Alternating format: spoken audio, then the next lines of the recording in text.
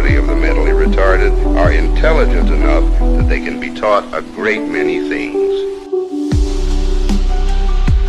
Good morning. Today is Sunday, I believe the 29th, although I could be mistaken. March 2025. Instead of talking about some news this morning, I wanted to talk about some broader thoughts. So, with that being said, today I wanted to talk a little bit about the future of warfare and about the current state of warfare, because there's a lot of discussion and action and furor over the various techniques and strategies of war, and obviously a lot of money spent on military complexes. But my personal thesis is that like 90 to 99% of that is what would be called in the markets dumb money. And I don't mean dumb in the sense that like it's non-institutional, because obviously most of that spending is institutional, but in the sense that it's genuinely bad investments which are being supported by groupthink and kind of a normalcy bias. So oh my God, I'm driving and there's a vehicle with a McCain Palin sticker on it, a very old Chevy truck with like a low down fender hitch. I don't know that I would be comfortable telling people in the year 2025 that I voted for John McCain. But say what you will about Barack Obama, he certainly has vindicated that sort of person to a degree.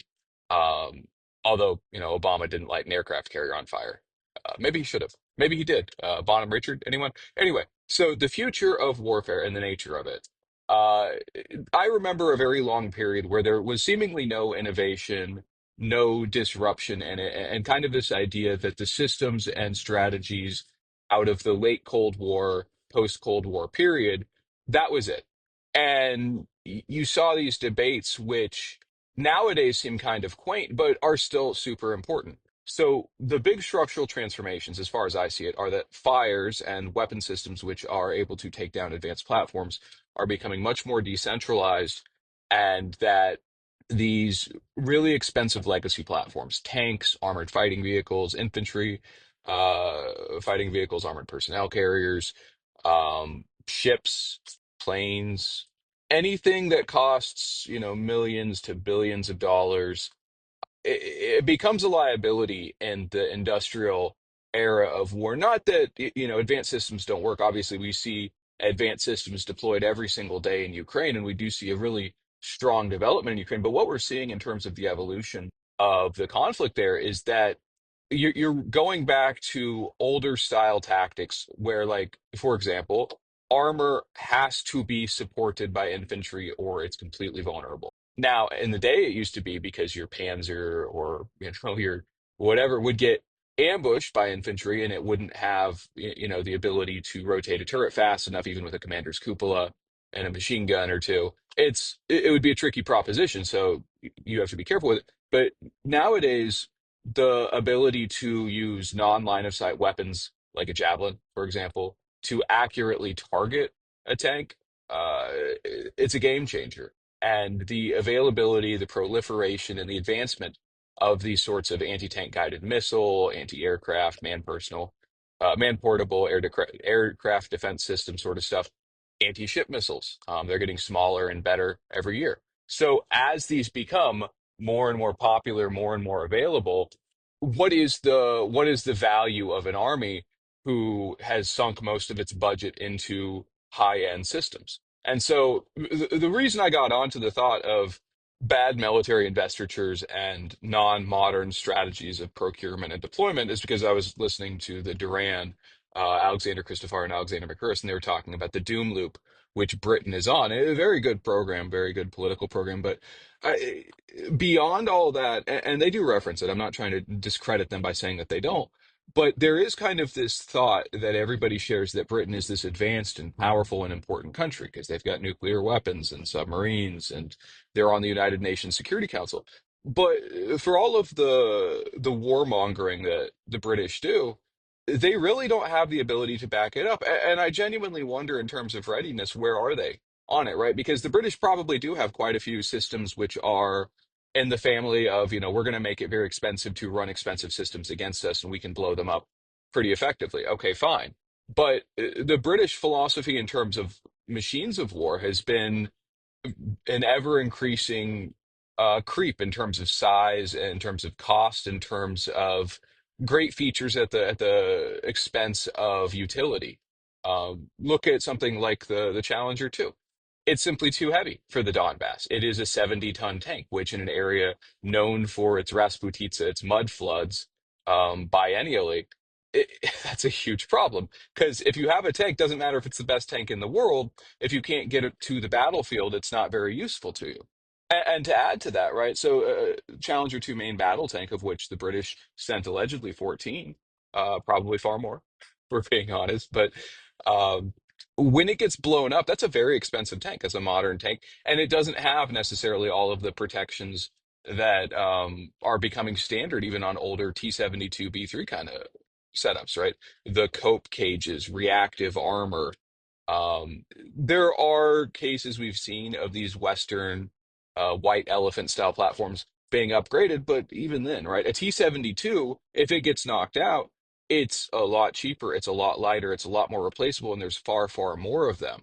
A Challenger is expensive. A Challenger has a very long logistics line, and the repair for it in theater especially has got to be difficult because you'll have to have custom parts, you'll have to have uniquely trained mechanics, which when you're in a war situation and manpower and expertise are at premiums, it's a much more difficult and it scales much less sustainably than other things. Also, there's a question of numbers, right? The British military is not large in terms of sheer man manpower, right? You could fit them in a lower tier American college football stadium and probably still have some room left over.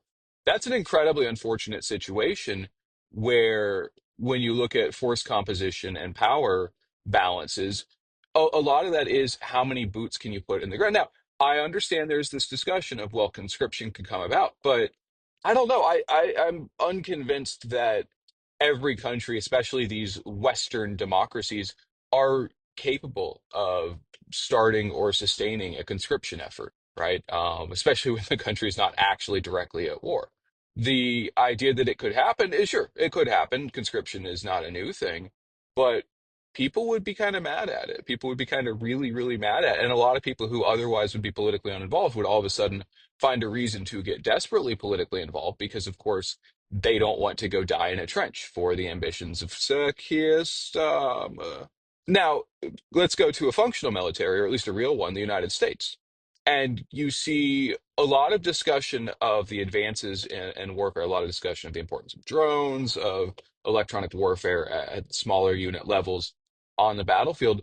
But I do think that there's very much this lack of a systemic transformation to adapt to, real potential wars that we it is a very dangerous thing to keep sucking our own dicks the way that we do, in the sense that it's the American military, it's the greatest fighting force in the history of ever, and we're gonna be. I don't know. I don't know. Okay, so hypothetical situation, right? The Mexican military gets pumped up with a bunch of weapons the same way that we did to Ukraine over a period of, let's say, a decade, and they get a bunch of man pads, they get a bunch of anti-tank guided missiles, they get a bunch of drones, they get a bunch of night vision equipment. Where's our qualitative edge? Training, the NCO Corps. Okay, fine, fair, but you can see how ugly it would get pretty quickly if there's even a near parity with basic infantry. Sure, we've got a lot of elite forces. Sure, our elite forces are incredible, but it's a scalpel, and that might be a situation where the scalpel would wear down pretty quickly. How many more scalpels you got? How much can you sustain attrition with your top line light infantry? So that's where you get into this industrial theory of war, where war is not just about one military versus another, but it becomes this much deeper conflict between the power groups in a society, the alignment of the people in a society with their governing structure, their willingness to endure hardship, right? A country, for example, that is willing to undergo brutal conscription has a bit more fitness than one that isn't, right? The degrees to which conscription and that sort of tactic would be viable is directly dependent on the relationship that a government has with its people. If a government is deeply mistrusted, if the war is seen as an adventure which is unpopular, especially with, the core warfighting demographic, then it's a huge issue. So there is a political and also an economic side to it too, right? For all of the esprit de corps and martial nature of a people, if they don't have the factories to churn out the materiel, the beans and the bullets and the bayonets, it's it's a very unsustainable situation. And in a post-industrial world, how many countries still have that, right? Great Britain at its height had so many factories that made not only the raw materials, but also the advanced production materials for a war industry that was capable of fighting a war anywhere in the world, pretty much at the drop of a hat. That's a very sophisticated system. That's a system with a lot of tail to the tooth on it, but the tooth is incredibly sharp. America has, to a degree, that system now, but as the British Empire had, we have this issue where we've hollowed out our industrial base, we've hollowed out our productive sectors, and we've undermined kind of the nationalist. I don't want to say jingoist, but certainly there's an element to that.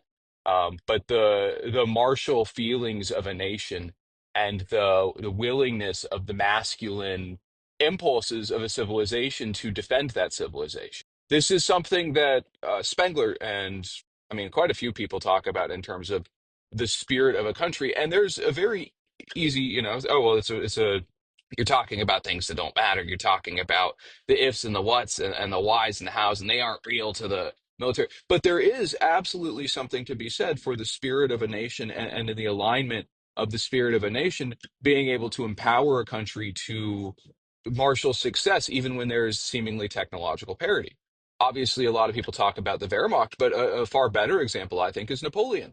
Right? The French were not uniquely advanced in military sciences and technology. The French did not have a disproportionate economic or structural advantage. But at a certain point, because of the incipient nationalism of Napoleon's empire, they were able to do things that perhaps you couldn't get away with, right? You couldn't probably do the levee en masse in Britain. It was simply a different society, right? You need more of a rural work style. I can't remember the term. I think of the Rwandan work structure, and I am bad with remembering names from Africa, but kind of a corvée style system where there's this lingering history of peasants and of serfdom.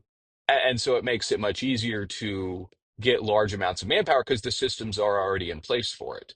There's a reason why military training and old school non-compensated agriculture work have many similarities, right? Down to the songs that they sing. Um, because those structures are what worked. And they came out of societies where there was a different view of how you manage it. It was just kind of expected. Oh, yeah, all the adult men who are able-bodied will be impressed in one way or another to serve in the military, whether it be a Prussian or a French or an American experience. There is a history of that, which the liberal arts major will ignore. The liberal arts major will say, well, this is immaterial to it. But I would argue that this is kind of the most important thing of it. Look at the war in Ukraine right now. Do you know what a Ukrainian soldier gets paid versus a Russian soldier? It's remarkable. A Russian soldier makes the equivalent if you adjust for like GDP by purchasing power parity, that basically they're making the equivalent of a six-figure salary in America, even down to the lowest level conscript. And I would assume that the officers are making, on par. Now they're not making the exact amount, but you could spend it for the equivalent of about a quarter million American. It's pretty good. It's really good. If you're getting 5,000 bucks a month and the guy in the other trench is getting 60, that's that is huge too. And the ability to pay that doesn't come out of the blue. That comes out of economic policy within the government. So we've talked about everything except for basically the nuts and bolts of war, and that's not a mistake. I'm increasingly convinced that all of these things, which the generals and the admirals and the politicians say are not directly related to a country's ability to fight and win a war, are in some ways the most important part of it. In America, for example, right, the immigration issue is a huge problem, and it's created levels of societal distrust where it absolutely would harm this country, right? If you had a draft, a lot of people would be downstream of the immigration issue and would have some issues with it. On the flip side, you'd have a lot of people that would say, well, look, can I naturalize that way? And I knew people that naturalized through the military. It's not the worst thing in the world. Obviously, it doesn't always work out. Just ask the Romans. But certainly, there is this view that has to be put, which is much bigger than just big arrows and red and blue lines on a map, which is a lot more than my weapon system is better than your weapon system, or my daddy's airplane is better than your daddy's airplane. Um, Thankfully, the war in Ukraine has, in some ways, destroyed a lot of those cherished myths that we have had. And I think that it has put us in a position where there can at least be an honest discussion about vulnerabilities and opportunities for strength. But we spend so much money and effort expending power in ways that don't serve core interests. And where there are core interests, there's all these justifications for why we can't use hard power, why we can't effectively use military might to solve them. And that I think is intentional, and I think it's as structural to the military as anything else. I'll give you an example. When they talk about civilian control of the military, how important civilian control of the military is to a democratic and peaceful society. Okay, great. So who are the civilians in charge of it? And you start digging in and you find out that among the most bloodthirsty, among the most warmongering, among the most short-sighted leadership that you'll find is the civilian leadership of the military. But it's so important to have civilian control over it. Is it really? Is it really? And I'm not saying that we need to have a military junta, but I am saying that there is a lot of things which sound kind of good on paper or as a slogan, which in practice are not feasible and which lead to unintended outcomes that are often very detrimental to the things that they claim that they're advancing. And it drives me absolutely insane because we are prevented from having an honest conversation. And by preventing that honest conversation, we prevent any serious resolution or advancement of the matter. Look at the Russians. They launched a war where they did not come off looking particularly good in the beginning, but they used it as an opportunity to try to systemically resolve a lot of the contradictions and inefficiencies in their system, understanding that their real conflict was down the road. We need something like that. I don't know if it would be necessarily a war, excuse me, special military operation in Canada or Mexico or what have you, but the amount of leadership and not just the American, but and all of the NATO militaries compared to the amount of systems that they have that they can produce and the amount of soldiers that they could effectively deploy on a reasonable timeline, it's completely out of whack. And there is, even among the more intelligent and realistic leadership there, still, I think, lacking a broader discussion of what it would take were we forced to engage in a war. Another misconception which exists that I think creates a lot of issues is that we believe we can control when and where a war will be fought. But that's not always the case. And clearly, we can be wrong footed. I think that Ukraine was absolutely, even if we were baiting it, I think that we got wrong footed super hard there. Despite a decade to prepare for a war that in many ways we started, we were not ready when the smoke came. Where does that leave everything? Not necessarily in a bad space. I think it leaves everything with the chance to improve, right? America, for now, at least on paper, is still a preeminent military power. And we can look into and say, well, a lot of this is technologically highly advanced systems that may not be survivable, may not be useful long term in an environment where there's just a lot of losses, where these systems get degraded, where things get blown up. And hopefully we can anticipate the needs and the advancements in the structure. But as much as the systems have decentralized fires and the ability to take out these higher end systems, I think that innovation itself will become a lot more decentralized. And I don't know that that's a bad thing. I think that in many ways, this will be one of the most beneficial outcomes, right? When you look at the cutting edge of innovation, go to Ukraine and look at some of these factories, which are, basically underground secret factories in a war zone where they will absolutely get blown up. And they're making drones. They're making incredible advancements in drones and the employment of, novel communication systems, Starlink, AI, and they're using these advancements to change the game in a way. It might not win them the war, but it really might be stuff that, 5, 10, 20 years from now will define how we fight wars. So competition drives innovation, and more fit models will ecologically take over and outcompete and choke off and destroy less competitive models. That's just the way that it goes. There's no morality to that. There's only kind of just the facts of how it goes. But the military situation that exists in the world in terms of the real parity of forces is something that's poorly understood by decision-making centers, especially in the West. And it's to our detriment because the people that are making these decisions are going off of pipe dreams of Western supremacy as opposed to practical understandings that no, you can't just march in there with 100,000 troops. No, you can't just hold that territory on vibes and essays.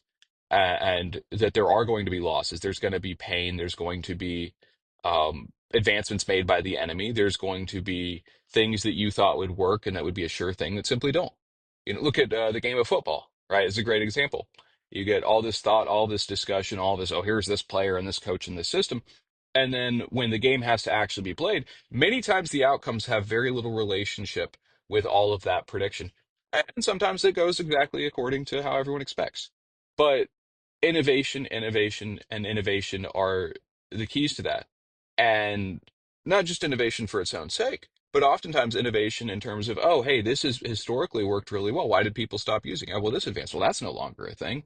And so many times you will see advancements by going backwards, by examining previous forms and solving problems in new ways than they had previously been solved because situations have changed. So it's a lot of words to say, not a whole heck of a lot. I hope that there's some value in it for everybody who listened. I had a little bit of fun saying it. I think there's some good stuff in there. And I think that it sets me up well to discuss the news tomorrow. So thank you for listening. God bless and have a great rest of your day. Goodbye.